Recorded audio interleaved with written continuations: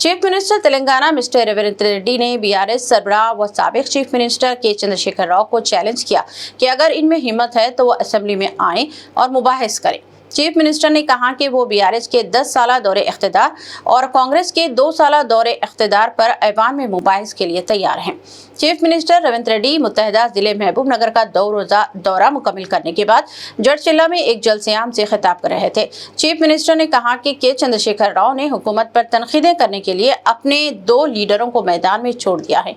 इन दोनों में कोई सलाहियत नहीं है और वो हुकूमत के ताल्लुक से गलत बयानी से काम ले रहे हैं। चीफ मिनिस्टर ने जलसे-आम से खिताब के दौरान आवाम को और एक बार फिर कांग्रेस सरकार का नारा भी दिया। उन्होंने कहा कि तेलंगाना में आइंदा इंतखाबात में भी कांग्रेस पार्टी को इख्तिदार हासिल होगा और अवाम पूरी तरह कांग्रेस के साथ हैं।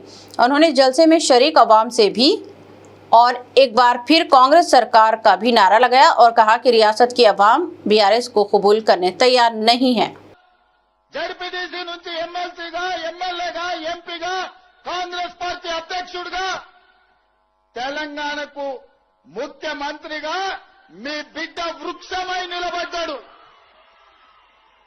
మీ బిడ్డ పాలమూరులో ఉన్న మర్రి చెట్టు ఎంతమందికి నీడనిస్తుందో ఈనాడు మీరు ఆశీర్వదించి ఆనాడు మీరు అభిమానించి గుండెల్లో పెట్టుకొని భుజాల మీద మోసిన జడ్పీటీసీ ఈనాడు తెలంగాణ రాష్ట్రానికి ముఖ్యమంత్రి అయి మీ ముందర నిలబడ్డాడు।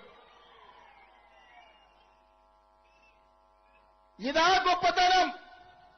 పార్లమెంటులో గెలిపిస్తే పారిపై గజ్వేల్లో ముఖ్యమంత్రి అయి గోదావరి జలాల కోసం 3 ఏళ్లలో 1,00,000 కోట్లు ఖర్చు పెట్టి కాళేశ్వరం కడితే కూలేశ్వరం అయి కూలిపోయింది।